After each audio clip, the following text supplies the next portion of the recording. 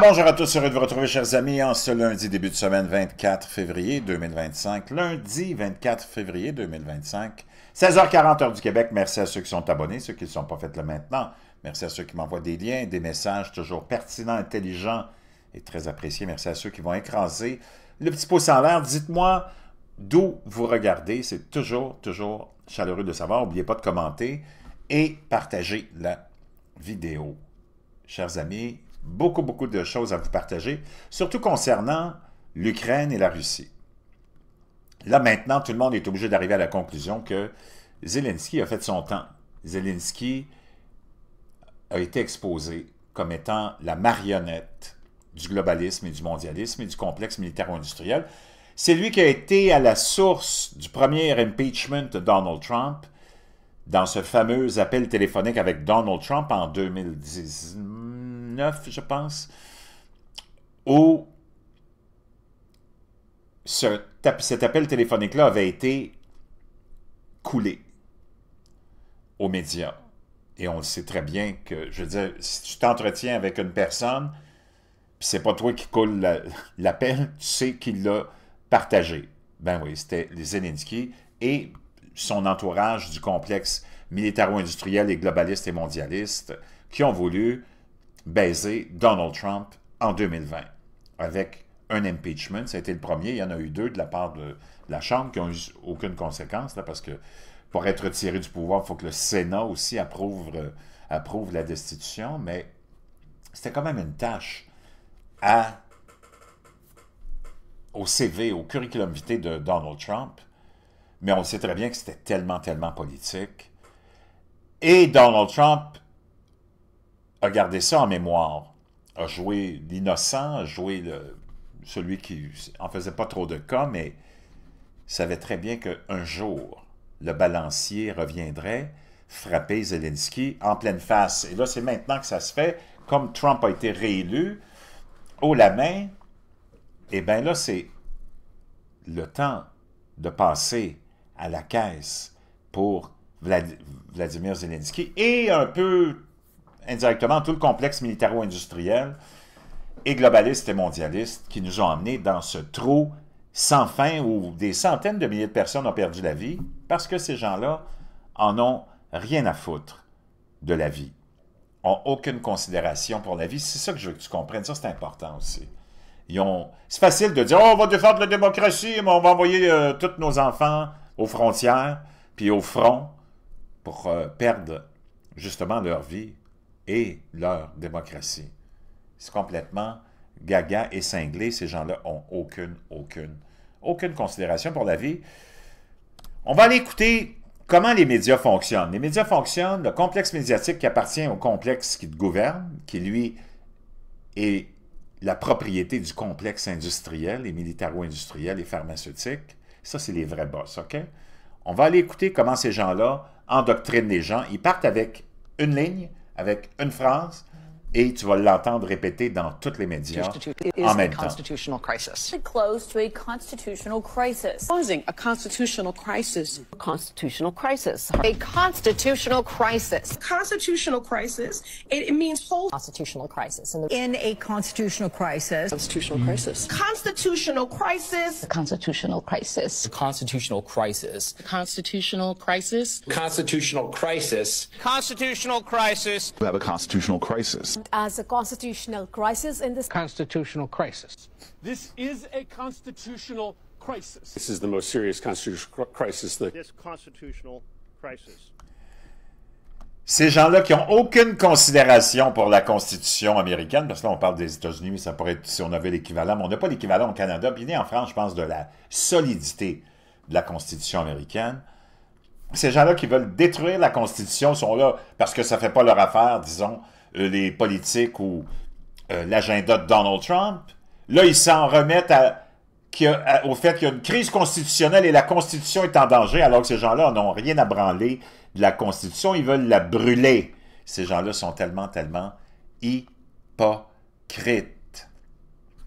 Avant de sauter dans le sujet de l'Ukraine, pour ceux qui doutent de la popularité de Donald Trump, parce que vous écoutez vos médias qui vous disent à l'unisson, en chœur, que Oh mon Dieu, Donald Trump est complètement cinglé, son agenda c'est ceci. Elon Musk, c'est un milliardaire non élu. C'est parce que pendant 4 ans, ces mêmes médias-là ont protégé Joe Biden qui était en effondrement, disons, OK, de santé intellectuelle, atteint d'une maladie grave de démence, appelons ça comme ça. On ne savait jamais qui gouvernait les États-Unis, mais on pouvait imaginer le complexe militaro-industriel, le complexe industriel, le complexe pharmaceutique, et George Soros et Alex Soros, des milliardaires, extrêmement milliardaires, non élus. Alex Soros a visité la Maison-Blanche 200 fois en 4 ans, OK?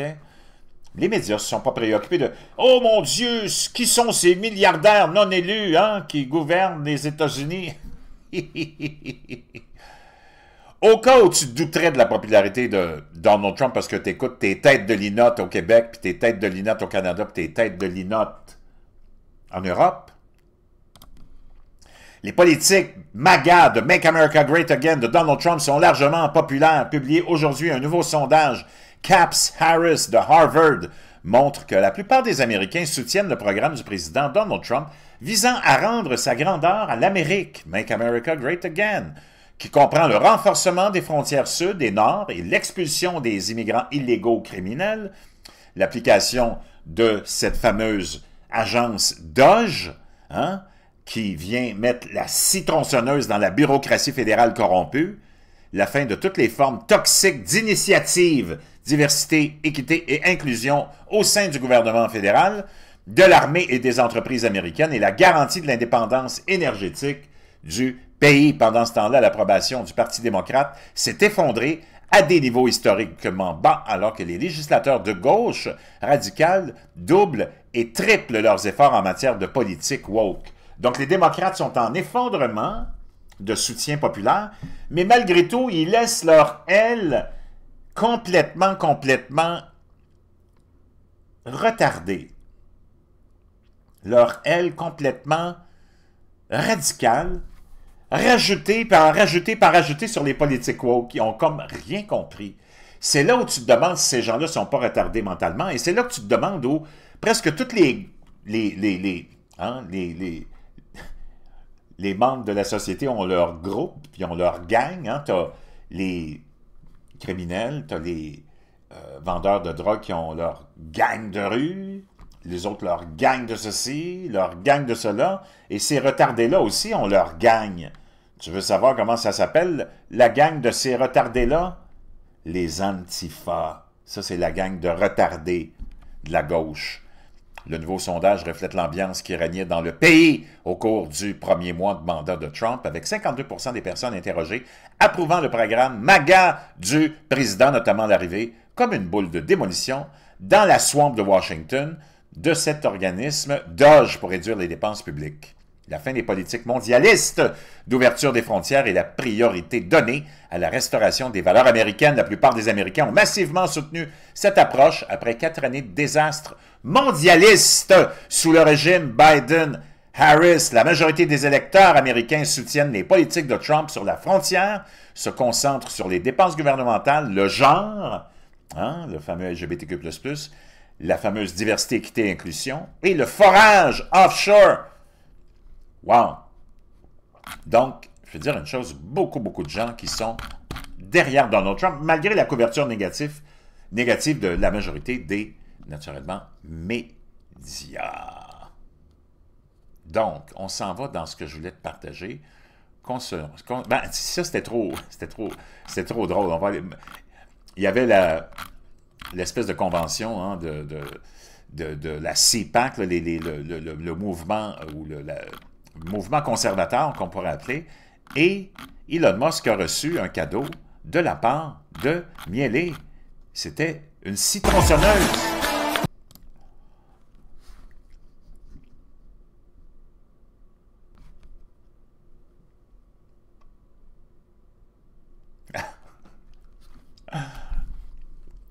Incroyable. Pendant ce temps-là, Vladimir Poutine et Xi Jinping se sont entretenus à l'occasion de l'anniversaire de la guerre en Ukraine au milieu de signes de pourparlers de paix. Le président chinois Xi Jinping s'est entretenu lundi par téléphone avec le président russe Vladimir Poutine, selon les médias officiels chinois, à l'occasion du 3e anniversaire de l'invasion de l'Ukraine par la Russie. La conversation a eu lieu juste un jour après que le président ukrainien Zelensky a contacté le président Trump demandant une rencontre pour conclure un accord minier dans un contexte de perspective croissante d'un accord de paix. Bloomberg a cité la chaîne de télévision publique China Central Television qui a déclaré que Xi Jinping et Poutine se sont entretenus par téléphone lundi après-midi à la demande de ce dernier. Selon CCTV, Xi Jinping a déclaré que la Chine et la Russie partageaient une valeur stratégique unique qui n'est pas dirigée contre une tierce partie ni influencée par une tierce partie. Rappelons que la Chine et la Russie ont formé un partenariat sans limite quelques jours avant l'invasion de l'Ukraine par Poutine en février 2022. Xi considère Poutine comme un allié et les deux hommes se sont rencontrés des dizaines de fois au cours de la dernière décennie. Cet appel intervient un jour après que Zelensky a parlé lors d'un forum à Kiev de l'avenir de l'Ukraine. Il a appelé Trump à consolider un accord minier avec son pays. Le président ukrainien démissionnerait, dit-il, si un accord de paix se concrétisait ou si son pays était accepté dans l'OTAN. Zelensky a également exigé que Trump se rende à Kiev d'abord avant de rencontrer Poutine. Si Trump devait d'abord rencontrer Poutine, a averti Zelensky, il y aurait de l'incrédulité aux États-Unis. Ce serait mauvais pour la société américaine, Alors que les préparatifs pour une rencontre face-à-face entre Trump et Poutine sont en cours, cela marquerait un changement radical par rapport aux responsables occidentaux bellicistes qui ont tenté d'isoler Moscou de l'économie mondiale en raison de son invasion de l'Ukraine, et ces responsables étaient déterminés à déclencher une troisième guerre mondiale. La question est de commencer à avancer vers la normalisation des relations entre nos pays, de trouver des moyens de résoudre les situations les plus aiguës et potentiellement très dangereuses, qui sont nombreuses, parmi lesquelles l'Ukraine, a déclaré samedi aux journalistes, vice-premier ministre des Affaires étrangères, Sergei Ryabkov. Donc quand même assez rationnel. Qui pourrait remplacer Zelensky alors que le président ukrainien a indiqué qu'il était prêt à quitter ses fonctions en échange de la paix? Voici les candidats pour le remplacer. Volodymyr Zelensky a annoncé qu'il était prêt à quitter immédiatement la présidence de l'Ukraine en échange de la paix ou de l'adhésion du pays à l'OTAN. Ces propos interviennent après que Donald Trump l'a qualifié de dictateur pour ne pas avoir organisé d'élections. La Constitution ukrainienne déclare que les élections sont interdites tant que le pays est sous la loi martiale. On sait qu'il a déclaré la loi martiale, comme c'est le cas actuellement, au motif que des scrutins libres et équitables sont difficiles à organiser alors que des combats font rage. Mais Trump ne partage pas cet avis après avoir déjà irrité Kiev en organisant des négociations directes avec Moscou sur la fin de la guerre et en excluant l'adhésion de l'Ukraine à l'OTAN. Il a aggravé la situation de Zelensky la semaine dernière en exigeant des élections avant tout accord de paix définitif.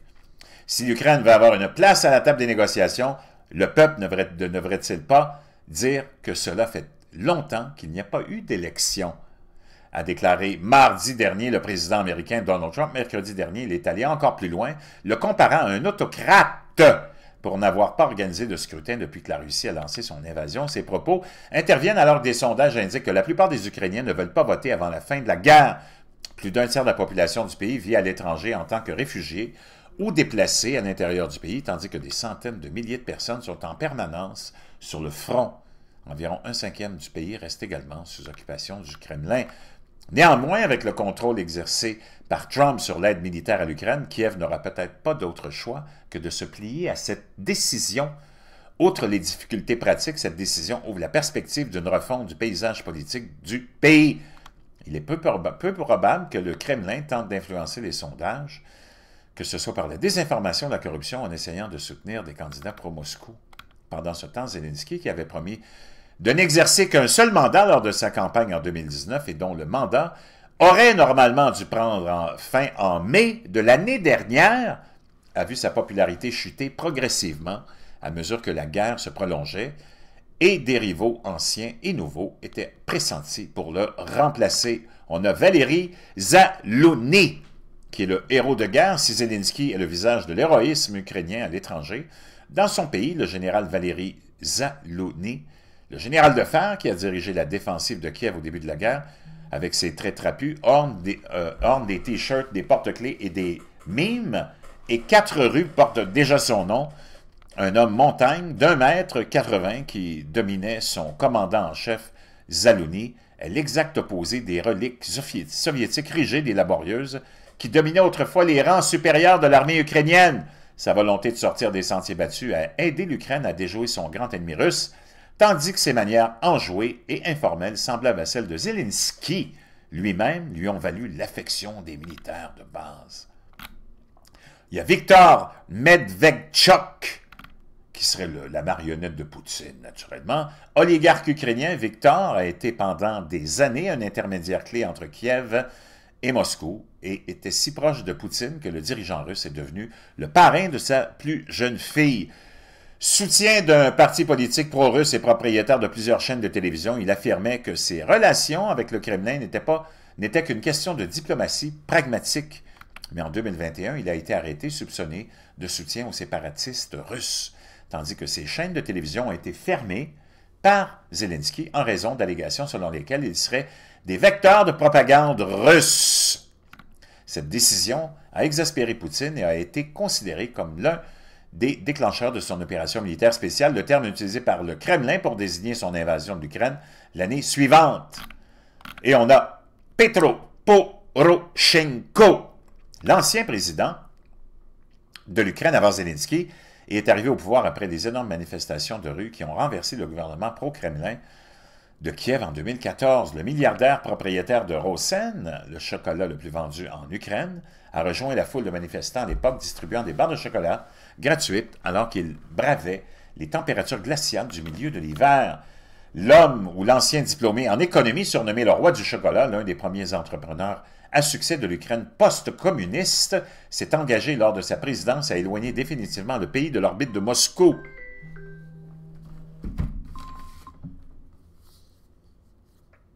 Oui, allô? Yes.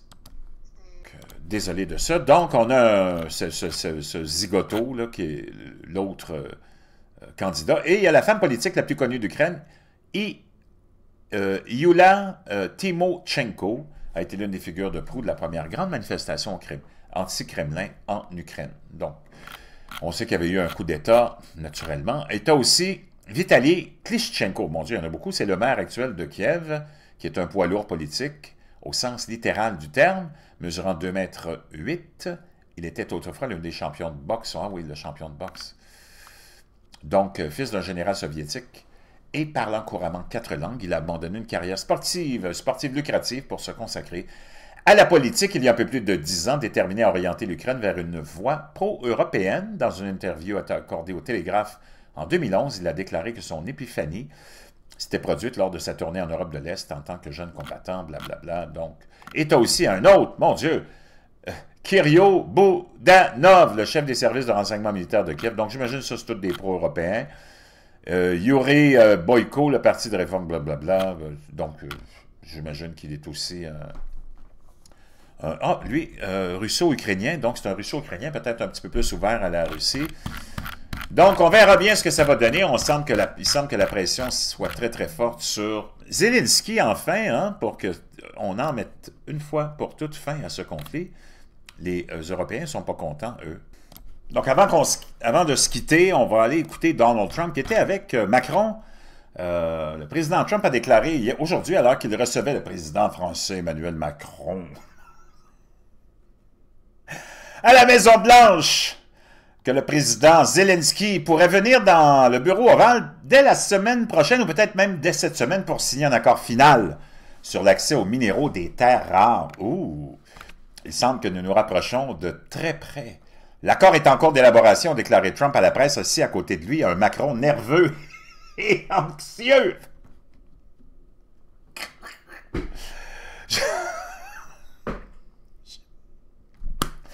Je pense que nous nous rapprochons de très près d'un accord qui nous permettra de récupérer notre argent sur une certaine période, a ajouté Trump, faisant référence à ses précédentes demandes de remboursement de quelques 500 milliards de dollars après des années d'armes lourdes et de fonds envoyés à Kiev.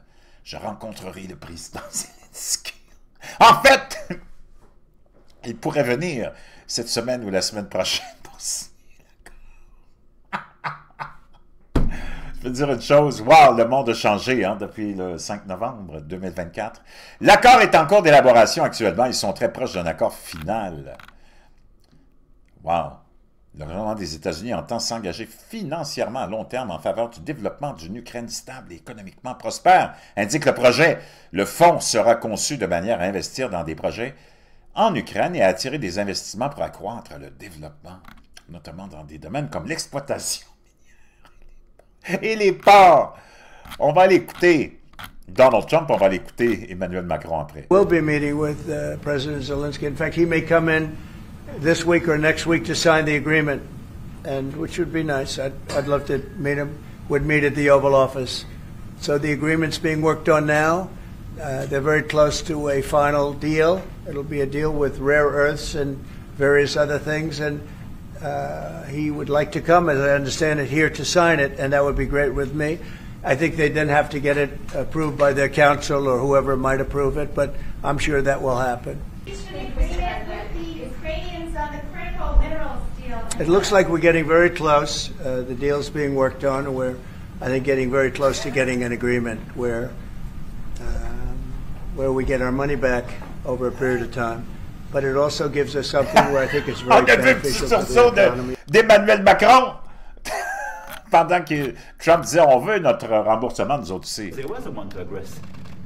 Again, just so you understand, Europe is loaning the money to Ukraine. They get their money back.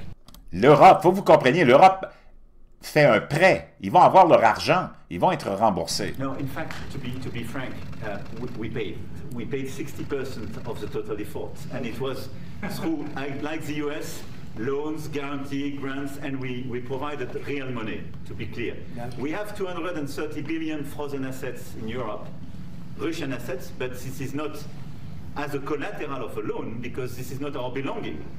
So they are frozen. If at the end of the day in the negotiation we will have with Russia, they're ready to give it to us, super. It will be loan at the end of the day and Russia will have paid for that. If you believe that, it's okay with me.